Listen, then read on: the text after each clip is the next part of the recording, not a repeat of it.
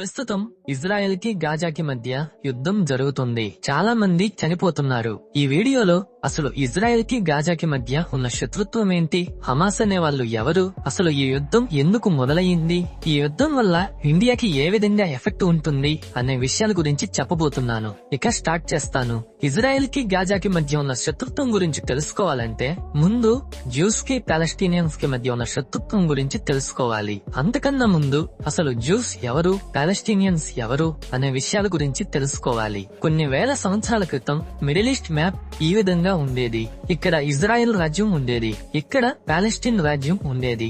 ఇండియాలో హిందూస్ ఎక్కువగా ఉన్నట్టే ఇజ్రాయెల్ లో జ్యూస్ ఎక్కువగా ఉండేవాళ్ళు. హిందూస్ హిందూయిజం ని ఫాలో అయినట్టే జ్యూస్ జుడైజం ని ఫాలో అయ్యేవాళ్ళు. పాలెస్టీన్ లో మాత్రం ముస్లిమ్స్ ఎక్కువగా ఉండేవాళ్ళు. ముస్లిమ్స్ అనేవాళ్ళు పాలెస్టీన్ లో మాత్రమే కాదు, చుట్టుపక్కల ఉన్న అన్ని రాజ్యాల్లో కూడా ముస్లిమ్సే ఎక్కువగా ఉండేవాళ్ళు. మరి చుట్టూరు ముస్లిమ్స్ ఉంటే మధ్యలో కొత్తగా జ్యూస్ ఎలా వచ్చారు అనే డౌట్ మీకు రావచ్చు. ఎందుకో చెబుతాను. జుడైజం అనే మతం మొదట ఇజ్రాయెల్ లో పుట్టింది. ఆ జుడైజం మతం ని ఫాలో అయ్యే వాళ్ళని జ్యూస్ అని అంటారు. ఇజ్రాయెల్ లో పుట్టిన జుడైజం మతం కొన్ని సంవత్సరాల సమయంలోనే మిడిల్ ఈస్టర్న్ కంట్రీస్ అంతా వ్యాపించింది. ఆ విధంగా 2000 సంవత్సరాల పాటు జుడైజం మతం మిడిల్ ఈస్టర్న్ కంట్రీస్ లో ఉండింది. ఆ తర్వాత మక్కాలో ఇస్లాం మతం పుట్టింది. ఆ ఇస్లాం మతం కొన్ని సంవత్సరాల్లోనే మిడిల్ ఈస్టర్న్ కంట్రీస్ అంతా వ్యాపించింది. కానీ ఇజ్రాయెల్ లో ఉన్న ప్రజలు మాత్రం ఇస్లాం లోకి మారలేదు, జుడైజం నే ఫాలో అయ్యేవాళ్ళు. చుట్టుపక్కల ఉన్న దేశాల నుంచి ఎంత ప్రెషర్ ఉన్నా సరే ఇజ్రాయెల్ ప్రజలు మాత్రం జుడైజం ని వేడలేదు. అందుకే చుట్టుపక్కల ఉన్న దేశాల్లో ముస్లిమ్స్ ఉన్నా సరే ఈ కొద్ది ప్రాంతంలో మాత్రం జ్యూస్ ఉండేవాళ్ళు. సో ఇజ్రాయెల్ అండ్ పాలెస్టీన్ అనేవి జస్ట్ రాజ్యాల పేర్లు మాత్రమే. ఆ రాజ్యాల్లో ఉండేది జ్యూస్ అండ్ ముస్లిమ్స్. ఇజ్రాయెల్ లో జ్యూస్ ఉంటారు, పాలెస్టీన్ లో ముస్లిమ్స్ ఉంటారు. పాలెస్టీన్ లో ఉన్న ప్రజలని పాలెస్టీనియన్స్ అని కూడా అంటారు. అయితే కొన్ని వేల సంవత్సరాల క్రితం ప్రపంచంలో ఒక రాజ్యానికి ఇంకొక రాజ్యానికి మధ్య యుద్ధాలు ఎక్కువగా జరుగుతుండేవి. అందువల్ల ప్రజలు ఆ యుద్ధాల నుంచి తమ ప్రాణాలని కాపాడుకోవడానికి ఒక రాజ్యం నుంచి ఇంకొక రాజ్యానికి తరచుగా వలసపోతుండేవాళ్ళు. ఇజ్రాయెల్ రాజ్యంలో కూడా యుద్ధాలు జరిగేవి. అందువల్ల అక్కడ ఉన్న జ్యూస్ వేరే రాజ్యాలకి వలసపోతుండేవాళ్ళు. ఆ విధంగా జ్యూస్ ప్రజలు ఇజ్రాయెల్ నుంచి వలసపోయి యూరోప్ రాజ్యాలు మొత్తం వ్యాపించారు. దానివల్ల ఇజ్రాయెల్ లో జ్యూస్ ప్రజలు తక్కువ అయ్యారు. ఎంత తక్కువ అయ్యారు అంటే 30% జ్యూస్ ప్రజలు ఇజ్రాయెల్ లో ఉంటే 70% జ్యూస్ ప్రజలు మిగతా దేశాల్లో ఉండేవాళ్ళు. అందువల్ల ఇజ్రాయెల్ కాస్త పాలెస్టీన్ రాజ్యంలో కలిసిపోయింది. అప్పటి నుంచి ఇజ్రాయెల్ అనే దేశం లేకుండా పోయింది, పాలెస్టీన్ మాత్రమే ఉండింది. ఆ పాలెస్టీన్ లో జ్యూస్ అండ్ ముస్లిమ్స్ ఉండేవాళ్ళు. అయితే 1900 ఇయర్ లో పాలెస్టీన్ రాజ్యం అనేది ఒట్టోమన్ ఎంపైర్ కింద ఉండేది. 1914 లో వరల్డ్ వార్ 1 స్టార్ట్ అయ్యింది. యుద్ధం ఎందుకు స్టార్ట్ అయ్యిందనేది ఇంకొక పెద్ద స్టోరీ, అది ఇప్పుడు మనకి అవసరం లేదు. ఈ యుద్ధం అనేది సెంట్రల్ పవర్స్ కి అలైడ్ పవర్స్ కి మధ్య జరిగింది. సెంట్రల్ పవర్స్ అంటే Germany, Austria, Hungary, Ottoman Empire. Allied powers అంటే France, Britain, Russia, Italy, Japan, USA. Red colour లో ఉన్నది అలైడ్ పవర్స్, బ్లూ కలర్ లో ఉన్నది సెంట్రల్ పవర్స్. బ్రిటిషర్స్ ఈ యుద్ధంలో కూడా డివైడ్ అండ్ రూల్ పాలసీని అమలు చేశారు. ఒట్టోమన్ ఎంపైర్ ని ఓడించడానికి బ్రిటిషర్స్ ఒక ప్లాన్ వేశారు. ఆ ప్లాన్ ఏంటంటే ఒట్టోమన్ ఎంపైర్ లోపల ఉన్న ప్రజలు అక్కడ ఉన్న గవర్నమెంట్ కి వ్యతిరేకంగా తిరుగుబాటు చేస్తే ఎవరికి వాళ్ళకి ఇండిపెండెంట్ స్టేట్స్ ఇస్తామని అనౌన్స్ చేశారు. బ్రిటిషర్స్ ప్లాన్ ఏంటంటే అలాగాని చేస్తే అప్పుడు ఒట్టోమన్ ఎంపైర్ అనేది ఇంటర్నల్ గా జరిగే తిరుగుబాటుల వల్ల ఒట్టోమన్ ఎంపైర్ అనేది బలహీనం అవుతుందని, అప్పుడు ఒట్టోమన్ ఎంపైర్ ని ఈజీగా ఓడించొచ్చని బ్రిటిషర్స్ అనుకున్నారు.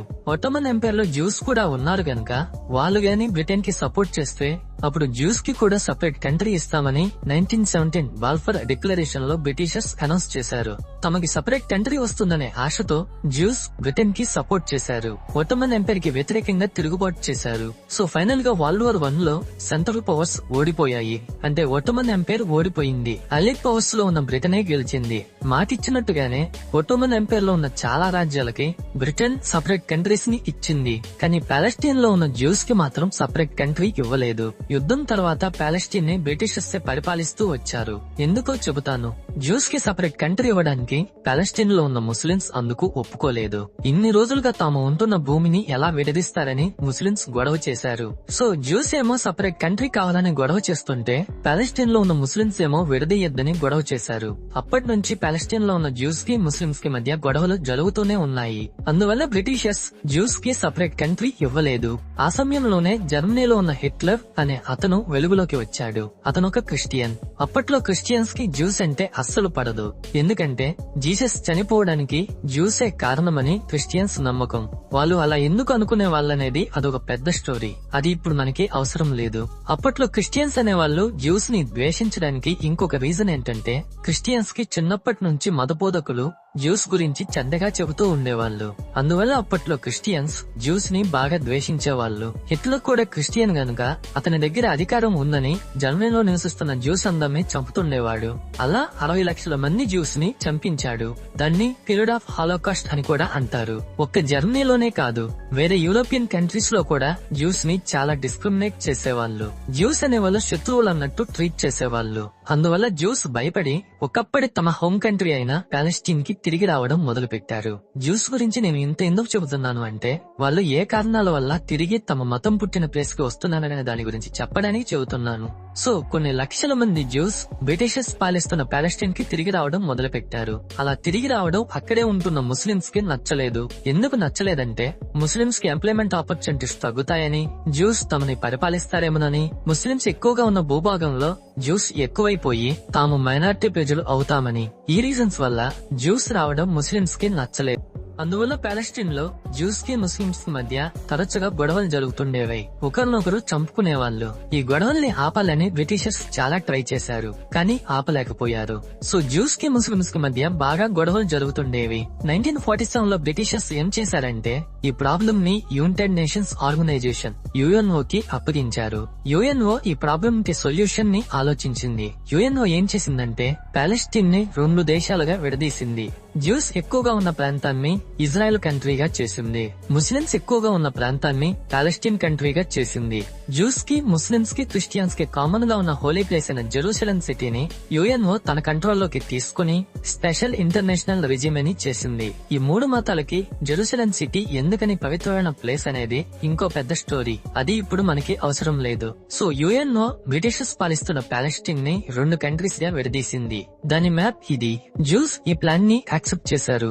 1948 మే 14న ఇజ్రాయెల్ ఇండిపెండెన్స్ ని ప్రకటించుకుంది. కానీ పాలెస్టీన్ లో ఉన్న ముస్లింస్ ఈ ప్లాన్ ని యాక్సెప్ట్ చేయలేదు. ఎందుకంటే 6 లక్షల మంది జనాభా ఉన్న జ్యూస్ కి 60% భూమి ఇచ్చి 13 లక్షల మంది జనాభా ఉన్న ముస్లింస్ కి 40% మాత్రమే ల్యాండ్ ఇచ్చారు. అంటే 2 రెట్లు ఎక్కువ ఉన్న జనాభా ఉన్న ముస్లింస్ కి 40% ల్యాండ్ మాత్రమే ఇచ్చారు. సో తక్కువ జనాభా ఉన్న వాళ్ళకి ఎక్కువ ల్యాండ్ ఇచ్చి, ఎక్కువ జనాభా ఉన్న వాళ్ళకి తక్కువ ల్యాండ్ ఇచ్చారు. అందుకే ముస్లింస్ కి UNO ప్లాన్ నచ్చలేదు. అదొక కారణం అయితే ఇంకొక కారణం ఏంటంటే పాలెస్టీనియన్స్ కి మొత్తం ల్యాండ్ ని కలిపి ఇవ్వకుండా అక్కడ కొంచెం ల్యాండ్ ని ఇచ్చారు.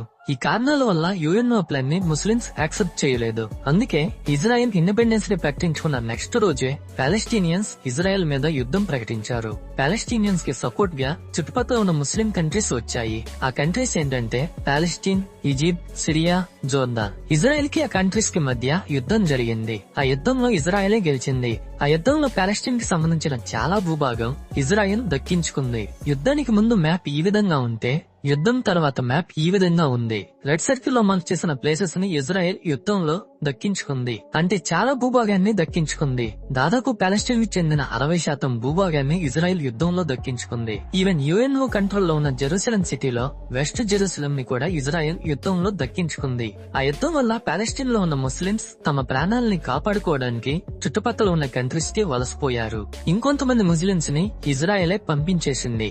ఎంతగా వలసపోయారంటే యుద్ధానికి ముందు 13 లక్షలుగా ఉన్న పాలెస్టీనియన్స్ జనాభా యుద్ధం తర్వాత 150,000కి పడిపోయింది. యుద్ధం తర్వాత పాలెస్టీన్ ఇంకా చిన్నది అయిపోయింది.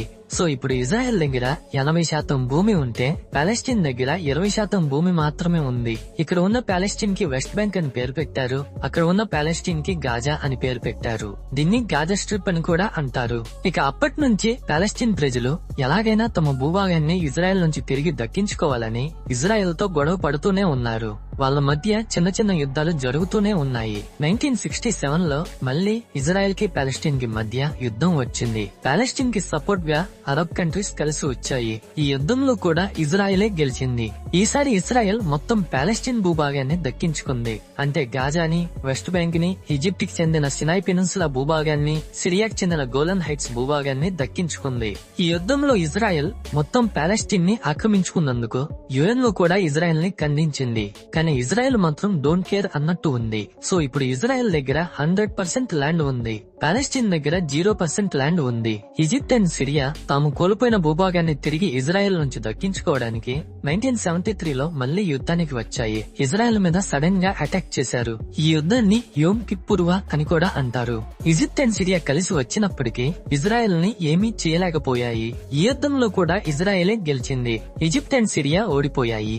ఇంకా ఇజ్రాయెలే ఈజిప్ట్ కి చెందిన కొంత భూభాగాన్ని, సిరియాకి చెందిన కొంత భూభాగాన్ని కొత్తగా దక్కించుకుంది. ఇక చేసేదేమీ లేక ఈజిప్ట్ అండ్ సిరియా శాంతి చర్చలకి అంటే పీస్ నెగోషియేషన్స్ కి ఇజ్రాయెల్ దగ్గరికి వచ్చాయి. సో ఇజ్రాయెల్ 1979 లో పీస్ అగ్రిమెంట్స్ లో భాగంగా ఎవరి భూభాగాన్ని వాళ్ళకి తిరిగి ఇచ్చేసింది. అంటే సినాయ్ పెనిన్సులా భూభాగాన్ని ఈజిప్ట్ కి తిరిగి ఇచ్చేసింది, గోలన్ హైట్స్ లో కొంత భూభాగాన్ని సిరియాకి ఇచ్చేసింది. కానీ స్టిల్ పాలెస్టైన్ కి చెందిన గాజా మరియు వెస్ట్ బ్యాంక్ భూభాగాలు ఇజ్రాయెల్ చేతిలోనే ఉన్నాయి. 1987 నుంచి పాలెస్టైన్ ప్రజల నుంచి తిరుగుబాటు మొదలైంది. ఇజ్రాయెల్ నుంచి పాలెస్టైన్ కి స్వాతంత్ర్యం కావాలని పాలెస్టైన్ లో ఉన్న ముస్లిం ప్రజలు నిరసనలు చేయడం మొదలు పెట్టారు. ఆ నిరసనలు హింసాత్మకంగా మారడం మొదలయ్యాయి. ఆ గొడవల్ని ఇజ్రాయెల్ కంట్రోల్ చేయాలని ట్రై చేసినప్పటికీ కంట్రోల్ అవ్వలేదు. ఆ గొడవల్ని కంట్రోల్ చేయడానికి ఇజ్రాయెల్ ఏం చేసిందంటే 1993లో ఒస్లో అకార్డ్స్ అనే అగ్రిమెంట్ మీద ఇజ్రాయెల్ లీడర్స్ మరియు పాలెస్టీనియన్ లీడర్స్ సంతకాలు చేశారు. ఆ అగ్రిమెంట్ ప్రకారం ఇక నుంచి వెస్ట్ బ్యాంక్ మరియు గాజాని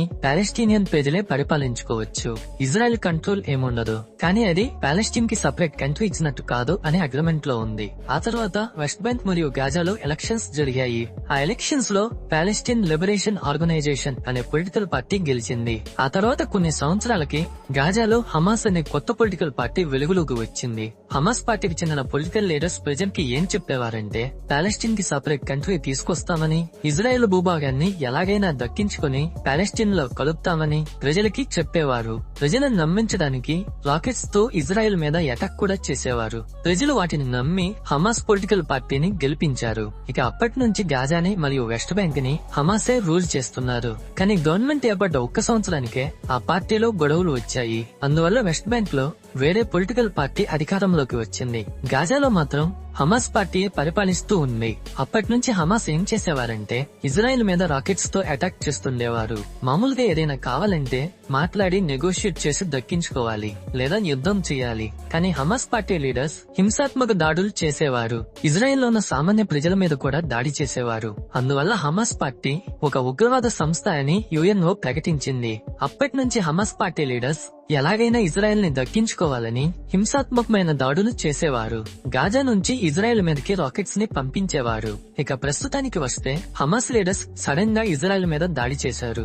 అందుకే యుద్ధం మొదలయ్యింది. పాలెస్టీనియన్స్ కి ఇజ్రాయెల్ అంటే ఎందుకు నచ్చదు అంటే ఒకప్పుడు తాము హ్యాపీగా నివసిస్తున్న ఇల్లులని, పొలాలని యుద్ధం వల్ల కోల్పోవలసి వచ్చింది అని.